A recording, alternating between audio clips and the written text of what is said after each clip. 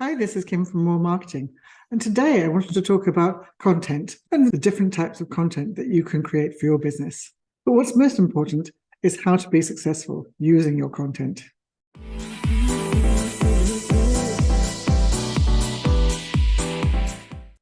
Content is the fuel that powers all the different parts of your business, and it can be used for a number of different purposes, which I'll go through with you. Not all content is designed to generate profit. You can use content to draw people to your website, build relationships, or enhance your reputation and expertise. There are 4 broad content areas that you're likely to use in any content marketing plan. Each is for a different part of the audience's journey with your business. The first one I want to look at is awareness content, which is how a person first comes into contact with you. It's the first blog post or video they see of yours. At this point, they have no idea who you are. They're just looking for some form of information on the internet, and they happened upon your content. The goal of content at this stage is to pull the new person into your orbit. It offers a taste of the unique value you offer and encourages the person to follow you on social media, sign up for your list, check out your other content, or engage in it with you in some other way. The way it does this is by being unique and helpful. It offers the information the person is looking for and stands out from all of the other information sources they can find easily. They're thinking, this was good. Who is this person? The best content to bring people into your orbit is fairly general in nature and easily digestible in small chunks. For example, it might be a short post video on YouTube or a blog post. It should be search engine optimized and designed to reach as many people as possible. The next form of content is lead generation. And people see your content for lead generation when they already know you and they're trying to find out more. This is where you start to build a relationship with the person. They're checking out what else you have to offer. The goal of this content is to get casual visitors to your site or YouTube channel to commit to starting a relationship with you. The relationship really begins when they sign up for your email list, start following you on social, subscribe to your YouTube channel, download your report, or take some other action. Now they're actively following you. A common type of content to use here is a free report that the person downloads in exchange for joining your email list. It can be any kind of freebie, like a trial membership to your site, a free online course, an offline event or seminar, or a free sample of your service or product. The important thing is that it's free, and it gives your new lead a deeper taste of the value you offer. Through this content, you can make other offers to them. For example, you might teach some basic social media marketing tips in an offline seminar. And during the seminar, ask people to join your website, email list, or social media group. You then move on to the next stage, which is relationship building content. Once a person is following you, you can start to build a deeper relationship with them. They've signed up to your email list or started following you elsewhere online. They know you quite well at this stage, and they're expecting high-value, helpful content from you. Content for relationship building needs to be highly focused on your audience and their needs. You've already got their attention. Now you need to offer personalized content that's exclusively for them and solves their problem. Market research is extremely important here. You need to know your audience well in order to offer the solutions they're looking for. This is also the stage in the process where you learn the most about your customers directly from them. You should use this opportunity to get to know them more deeply and interact with them personally. Content for relationship building can be much longer and more involved. It might include free courses designed specifically for your audience and available only to them, or it might be an email content that goes straight into their inboxes.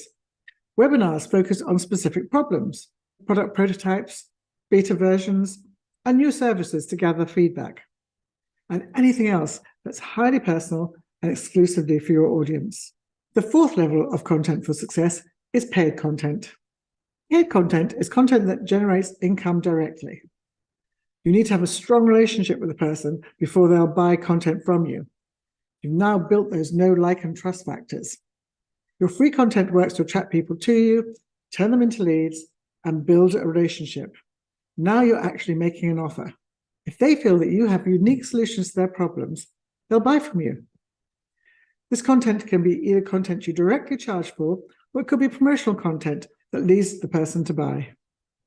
An example of the latter would be an email or social media post telling your audience members about a new product or service. It could be a piece that's promoting a paid course you're going to offer. By the time you offer paid content, you know your audience well, and they know you. Your audience members know that you're an expert worth trusting. If you make an offer, it must be good.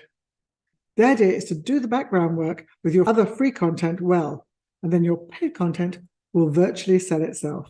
Some content might belong to more than one of these categories, but each piece should have a single goal. For example, your content for awareness already starts building a relationship, but its main purpose is to draw people to you. The topics, format, presentation, and other considerations should all be focused on how to get people to see it first and foremost. Let's take a look at some tips and best practices to help you to success with your content. First one is to know your audience well. For every area and at every stage, you need to know your audience well. For awareness content, you need to know what people are searching for to find you. For lead generation and relationships, you have to focus on solving your audience's problem in a unique way. Paid content needs to be something your ideal audience member would buy. Before you start planning your content marketing, take some time to conduct some market research. Create a target market profile. This is a persona that describes the kind of person you can help with your expertise. You need not only demographic information, but also psychographic data on their values, attitudes, behaviors, and buying habits. With this information, it's easy to come up with topics that would be interesting to them or products they would buy.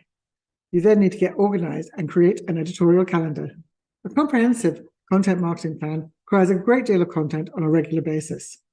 The only way to keep on top of all the moving parts and stay organized and on track is to have a detailed editorial calendar. The editorial calendar tells you on what days you'll post, what content, and includes each step along the way to creating that content. Another challenge you'll face is that you need a constant, steady stream of new ideas for topics.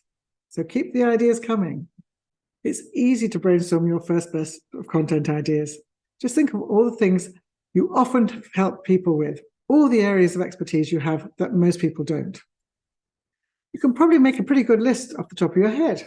But what about a few months from now, when you've already crafted 50 pieces of content? The key to constant idea generation is to have sources you can refer to for ideas when you're running low. Find websites where people are asking questions, such as Q&A sites or online forums, things like Quora. Follow your competitors or other content creators in similar niches to see what they're writing about. Use social media to see what topics are trending. Stay in steady contact with your audience and elicit ideas from them. And keep an idea file where you hoard ideas for a rainy day. It's also important to experiment and try new things. You should aim to repeat your successes and stick with what works. But you should also regularly branch out and try something new. Try out new and unusual topics to vary your content and see what your audience likes. If you're blogging and producing articles, you might try videos like this one or podcasting. Regularly add new social media profiles or publishing channels to your repertoire, if that makes sense. And of course, you need to monitor your results to find out what actually is happening. You should have goals in mind for every piece of content you create. Choose metrics to help you monitor how well you're doing towards that goal.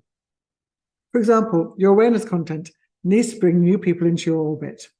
You might choose a goal such as 13 new social media followers per week, or 10 new people on your email list. And then you can measure exactly how well your efforts are working. When you have a big success, look at what you did that led up to it and figure out how you can repeat it. For example, one blog post gets more views than any other or converts at a higher rate. This means that you did something right with that post. Maybe it was the topic or the humorous approach you took, or maybe even something as simple as the image you used. Figure out the secret ingredient and repeat it. Likewise, study your unsuccessful content and figure out why it flopped, and make sure you don't do that again. You might find that a certain topic doesn't really appeal to your audience at all, or a particular content form just doesn't seem to work for them. If all goes well, your content will bring you the results you want. This usually means that your content needs will grow in the future. You'll need content for new channels or deeper relationship building. Your editorial calendar can become quite hectic, and it can be hard to keep up. When planning your schedule, leave room to scale. You might also want to consider options like delegating some of the work to someone else in your organization, or going outside of your organization and outsourcing your content creation. As you plan, have long-term goals in mind so that you can anticipate this growth. Start by choosing a short-term business goal and then determine what kind of content you need to reach that goal. Then you can start planning your content in the 4 key areas and put every step on your editorial calendar for an organized and effective approach to your content marketing. I hope that helped you understand how your content marketing can help you build your business and be successful.